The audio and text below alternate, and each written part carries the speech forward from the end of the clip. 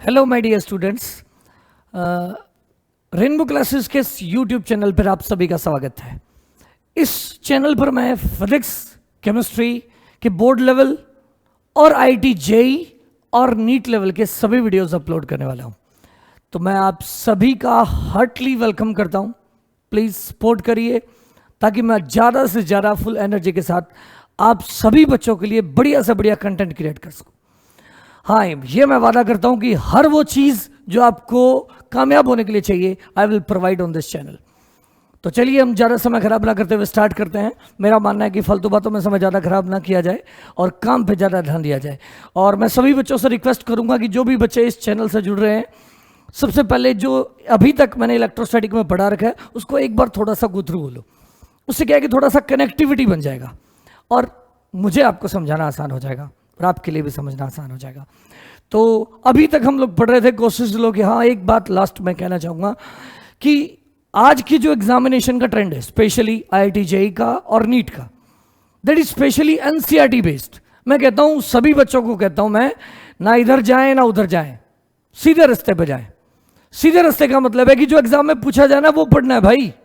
और वो पढ़ने का सबसे बेस्ट ऑप्शन है कि आप एनसीईआरटी बुक को सबसे पहले फॉलो करें। उसकी हर वो चीज़ पढ़ें जो आपके लिए ज़रूरी है। मैं कहता हूँ हर लाइन उसकी इंपॉर्टेंट है, चाहे वो एक्सरसाइज हो, चाहे वो थ्योरी हो, चाहे वो इन टेक्स्ट क्वेश्चंस हो।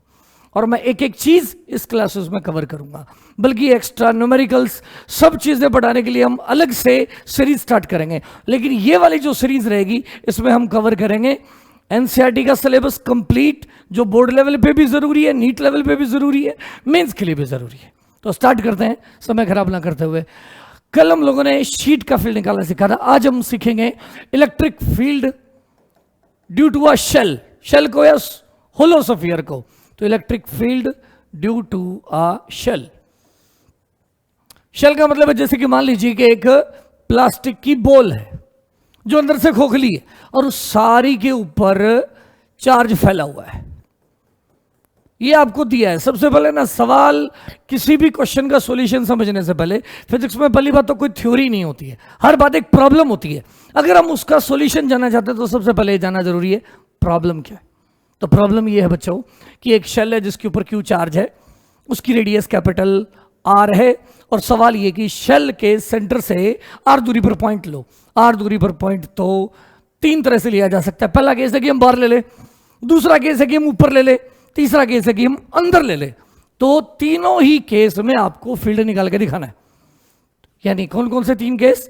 Are greater than capital R हो, यानी शेल के बाहर पॉइंट हो, पहला केस। दूसरा case R less than capital R हो, यानी अंदर।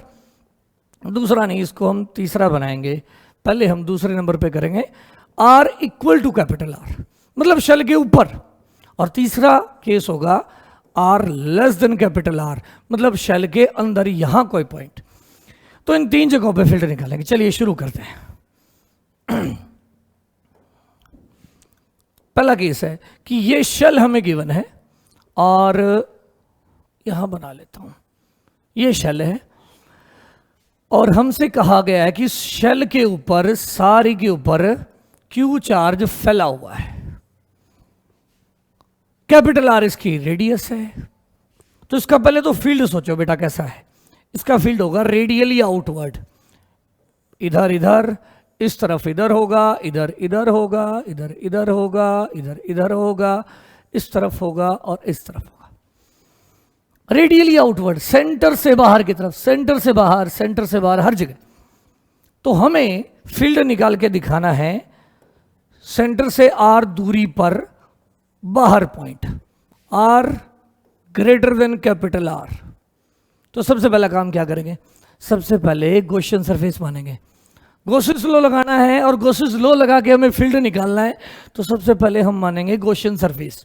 और मैं कहूँगा गोल गोल चीज़ें दिखे तो गोल गोल गॉसियन सरफेस मान लेना, और अगर लंबी लंबी दिखे जैसे शीट लाइक तो उसके लिए सिलेंडर मान लेना। जैसे वायर दिखे तो वायर के लिए सिलेंडर चलेगा, शीट दिखे शीट के लिए भी सिलेंडर चलेगा। बस सिर्फ इसलिए लेने को तो कोई भी सरफेस ले सकते हैं, लेकिन सरफेस वैसे नहीं होती ताकि ईडीएस कॉस थीटा, क्योंकि हम गॉसियन लॉ में ईडीएस कॉस थीटा का इंटीग्रेशन सॉल्व करते हैं। ये इंटीग्रेशन जितना आसान हो वो सरफेस बेस्ट है। तो यहां कौन सी सरफेस बेस्ट रहेगी बच्चों? सीधी सी बात है कि मुझे लेना पड़ेगा क्या, एक स्फेरिकल सरफेस। तो मैंने r दूरी पर ये ले ली एक स्फेरिकल गॉसियन सरफेस। सरफेस अगर मैंने स्फेरिकल ले ली तो उसके ऊपर मुझे क्या दिखाना पड़ेगा? एक स्मॉल एरिया दिखाना पड़ेगा। ये मैंने एक स्मॉल एरिया ले लिया जिसका नाम दे देता हूं ds स्मॉल एरिया। यहां फील्ड कितना है? E का है।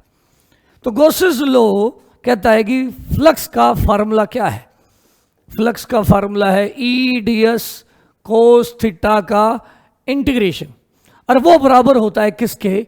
Q inside divided by epsilon not.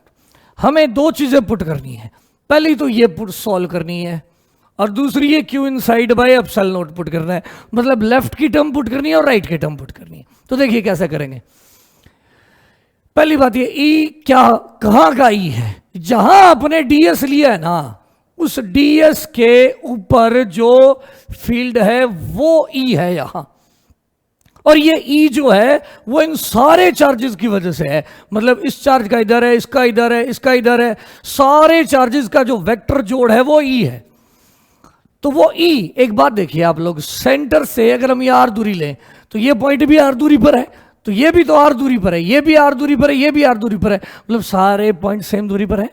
और अगर सारे पॉइंट सेम दूरी पर हैं तो ये फील्ड का वैल्यू कांस्टेंट है।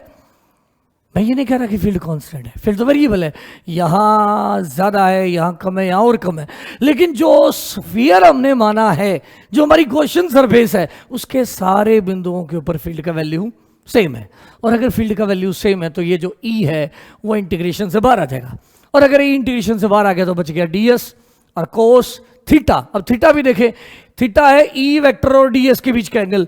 तो यहां भी E और ds बाहर है तो दोनों में एंगल जीरो। एरिया वेक्टर हमेशा एरिया से बाहर बनाया जाएगा। तो E भी बाहर है और ds भी बाहर, एंगल जीरो है। यहां जीरो नहीं है, हर जगह जीरो है। अगर आप यहां देखेंगे तो यहां भी E बाहर है और ds बाहर है, यहां भी E बाहर है और ds बाहर है, यानी हर जगह E और ds में एंगल जीरो है। और अगर जीरो है तो यहां कोस जीरो रख देंगे। इक्वल टू क्या करेंगे? अंदर का चार्ज, इस सारे के ऊपर Q चार्ज है और वो सारा ही इस शेल के अंदर है। और अगर इसके अंदर है तो यहां क्या रख देंगे? Q और डिवाइडेड बाय हो जाएगा एप्सिलॉन नॉट। और अगर ऐसा है तो अब इसे सॉल्व करें। E cos जीरो का वैल्यू हो गया 1 और cos जीरो का वैल्यू अगर 1 है तो इंटीग्रेशन बचा किसका? ds का, बराबर हो जाएगा cos जीरो की वैल्यू 1 रख दी, Q divided by epsilon naught. अब E इंटू ये ds का इंटीग्रेशन क्या है? और ये इंटीग्रेशन करना है पूरी सरफेस पे, पूरी क्लोज सरफेस पे। क्लोज सरफेस है इसलिए हम यहां ऐसे गोला मार देते हैं। इस गोले का मतलब है कि ये जो इंटीग्रेशन है वो पूरी सरफेस पे करेंगे। सरफेस इंटीग्रेशन भी कह सकते हैं हम इसे। तो ds का इंटीग्रेशन क्या होगा? ये पहला ds, दूसरा ds, तीसरा, चौथा, पांचवा, सारे छोटे छोटे ds अगर हम जोड़ेंगे तो ये बन जाएगा स्फीयर। और स्फीयर का एरिया अगर हम लिखें और वो रेडियस है स्मॉल r रेडियस का स्फीयर का एरिया बनेगा 4 पाई स्मॉल r स्क्वायर। और इक्वल टू है क्या चीज? Q bye epsilon not. हमें क्या निकालना है? हमें निकालना है E। तो E लेफ्ट में रख लो, बाकी सारी चीजें राइट ले जाओ। तो देयरफॉर E क्या बन गया? Q divided by 4 pi epsilon naught r square. और 1 by 4 pi epsilon naught square, 1 by 4 pi epsilon naught को K लिख देंगे। और अगर ये K है तो K Q divided bye r square. Therefore field का फार्मूला आ गया K Q divided bye r square. और अगर हम ध्यान दें तो ये फार्मूला तो पॉइंट चार्ज का होता है।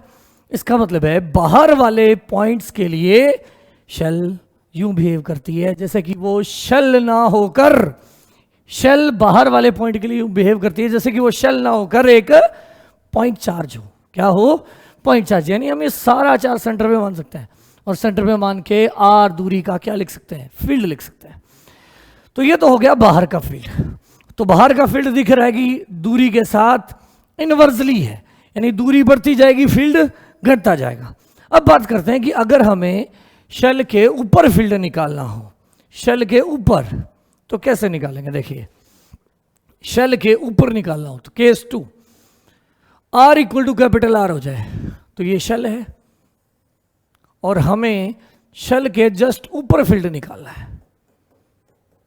तो कोई बड़ी बात नहीं है। अगर ऊपर निकालना है तो आर किसके बराबर हो जाएगा, कैपिटल आर के, तो ई का फार्मूला क्या हो जाएगा, के क्यू, जहां स्मॉल आर स्क्वायर था वहां लिख देंगे कैपिटल आर स्क्वायर। तीसरा केस, अगर हम ले लें हमारा पॉइंट शेल के अंदर, शेल के अंदर, तो क्या होगा, शेल के अगर हम अंदर ले लें तो हमें गॉसियन सरफेस बाहर की बजाय कहाँ लेनी पड़ेगी, अंदर। ये है रेडियस कैपिटल आर और हमें निकालना है अंदर स्मॉल आर दूरी पर, तो हमें गॉसियन सरफेस भी अंदर लेनी पड़ेगी। तो ये मैंने आर रेडियस की क्या ले ली, गॉसियन सरफेस ले ली, स्फेरिकल। तो बताइए फार्मूला क्या लगाएंगे, दोबारा से वही formula, E D S cos 0 is equal to होगा Q inside divided by epsilon naught. अब गजब बात यह कि क्यू इनसाइड कितना है, ये सरफेस है, चार्ज सारा बाहर है, तो शेल के अंदर तो चार्ज आया ही नहीं, और शेल के अंदर अगर चार्ज नहीं आया तो चार्ज को रखेंगे 0 डिवाइडेड बाय एप्सिलॉन नॉट। इसका मतलब यहां से ई बाहर ले लूं, इंटीग्रेशन हो गया ds का, और cos 0 1 हो गया, और ये वैल्यू आ गई 0। This implies that E into ये ds का इंटीग्रेशन, इसे एरिया कह देता हूं, एरिया इज इक्वल टू है 0। अब हमें पता है कि यहां सरफेस का एरिया तो 0 है नहीं, गॉसियन सरफेस है, उसका कुछ ना कुछ तो एरिया होगा, एरिया 0 है नहीं, और मल्टीप्लाई फील्ड के साथ 0 है, तो इसका मतलब ये 0 नहीं है, तो कौन 0 है, ई 0 है। इसका मतलब है कि शेल के अंदर फील्ड क्या होता है, 0 होता है। और अगर शेल के अंदर फील्ड 0 है तो अब स्टोरी यूं बनी कि अगर हमसे कोई फील्ड और दूरी का क्या पूछे, ग्राफ पूछे, तो ग्राफ कैसा बनेगा, ये ले लेते हैं कैपिटल आर दूरी, कैपिटल आर। तो शेल के, ये हो गया शेल के बाहर का रीजन, ये हो गया शेल के अंदर का रीजन, ये हो गया शेल का सेंटर।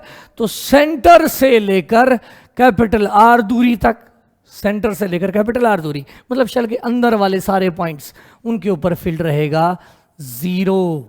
कितना रहेगा फील्ड, 0। और अगर हम ऊपर चले जाएंगे तो शेल के ऊपर एकदम मैक्सिमम हो जाएगा, कितना, K Q by capital R square, K Q by capital R square. ये फील्ड हो जाएगा कहां पे, सरफेस पे, और सरफेस के बाद फील्ड इनवर्सली होगा, मतलब दूरी बढ़ती जाएगी और फील्ड घटता जाएगा, क्योंकि बाहर फील्ड का फार्मूला है K Q by small R square, यानी ई और आर इनवर्सली है। इनवर्सली का मतलब है दूरी जैसे जैसे बढ़ेगी वैसे वैसे फील्ड की वैल्यू कम होती जाएगी, और बहुत दूर जाने के बाद फील्ड क्या हो जाएगा, 0 हो जाएगा। तो ये है फील्ड का पैटर्न, किसकी वजह से, शेल की वजह से। इन बातों को हम फिजिकली भी समझ सकते हैं, अगर हम थोड़ा सा ध्यान लगाएं तो फिजिकली भी समझ आ जाएंगी। देखिए कैसे,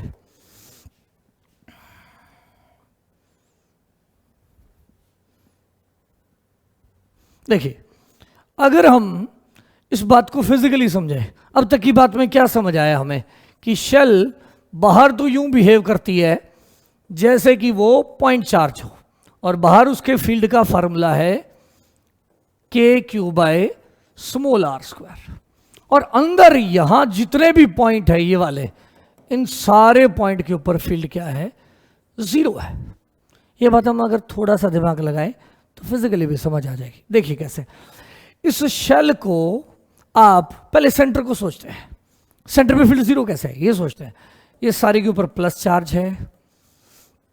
आप इसको एक बार ऐसे काट लो, बीच में से काटोगे तो उसके 2 हेमिस्फीयर दिखेंगे, ये एक हेमिस्फीयर और ये भी एक हेमिस्फेरिकल बाउल दिखेगा।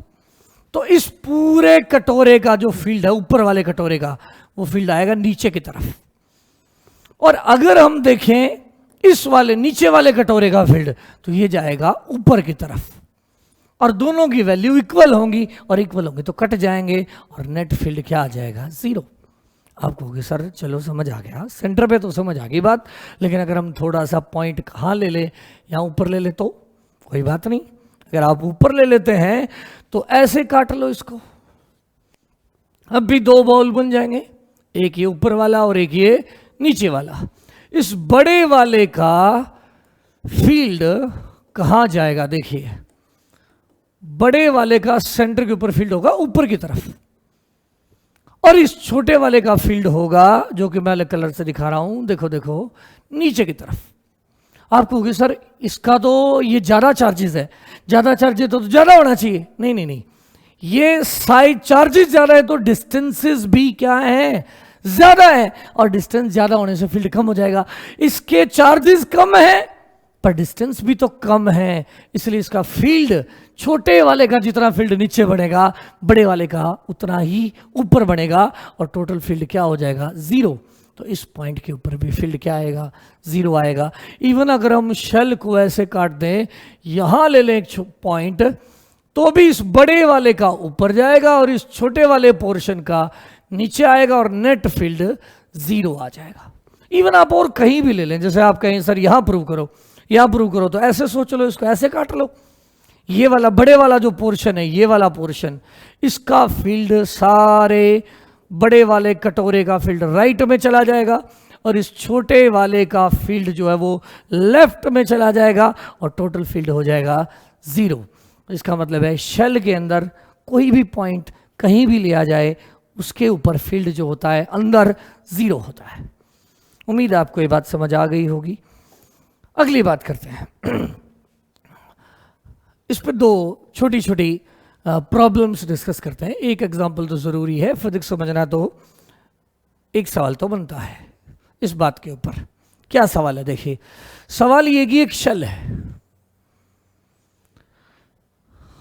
और एक ये शेल है, इसके ऊपर है क्यू चार्ज, इसके ऊपर है कैपिटल क्यू चार्ज, इसकी रेडियस है स्मॉल r, इसकी रेडियस है 2r, और आपसे कहा गया है कि आप फील्ड बताइए इस पॉइंट के ऊपर, ए पॉइंट के ऊपर, जो कि सेंटर से 3r दूरी पर है। एक आप बताइए उस पॉइंट पे जो सेंटर से x दूरी पर है, यानी बी पॉइंट पे फील्ड बताइए। तो पहले ए और बी को डील करते हैं। तो ए दूरी पर फील्ड क्या होगा? पहली बात बच्चों, इस पॉइंट के लिए ये दोनों शेल से बाहर है, और अगर ये पॉइंट दोनों शेल से बाहर है तो पहली शेल को सेंटर पे सोच लो। लो भाई सोच लिया, कितना चार्ज Q। दूसरी शेल को भी सेंटर पे सोच लो, सोच लिया, तो यहां कितना चार्ज हो गया, Q प्लस कैपिटल Q। ए पॉइंट की दूरी कितनी है, 3r। तो ए पॉइंट के ऊपर फील्ड कितना होगा, चार्ज और पॉइंट को ज्वाइन करने वाली लाइन पे बाहर की तरफ, उसे ई कह देता हूं, ई ए कह देता हूं। तो वो ई ए कितना आएगा, के टोटल चार्ज हो गया Q plus small q divided by distance कितनी है, 3r का होल स्क्वायर। अब अगर मैं कहूं कि बी पॉइंट पे बताओ, तब समझने वाली बात बच्चों ये है कि बी पॉइंट कौन सी शेल के तो अंदर है। अगर हम बी पॉइंट की बात करें तो वो इस शेल के तो अंदर है, और अगर इसके अंदर है तो इसका फील्ड क्या हो गया, इसकी वजह से फील्ड हो गया 0। तो अगर बी के ऊपर इस क्यू का फील्ड 0 है तो केवल एक ही का फील्ड बचा हुआ है स्मॉल क्यू का, और स्मॉल क्यू से कितनी दूरी पर है, x दूरी पर है। तो फील्ड का फार्मूला हो जाएगा k small Q divided by x square. और अगर मैं एक तीसरा पॉइंट भी ले लूं, मान लेते हैं हम एक तीसरा पॉइंट ले लेते हैं इस छोटे वाली शेल के अंदर y दूरी पर, y दूरी पर, ये y दूरी कह देते हैं। अब गजब बात ये कि ये तो पहली के भी अंदर हो गया, दूसरे की भी अंदर हो गया, और अगर ऐसा है तो इस C पॉइंट के ऊपर जो फील्ड आएगा वो हो जाएगा 0, क्योंकि हमने पढ़ा था कि अगर कोई पॉइंट शेल के अंदर है तो वहां शेल की वजह से फील्ड होता है 0। उम्मीद है मेरी बात आपको समझ आ गई होगी। तो इसी के साथ आज हम अपने लेक्चर को यहीं ख़त्म करते हैं, कल मिलेंगे।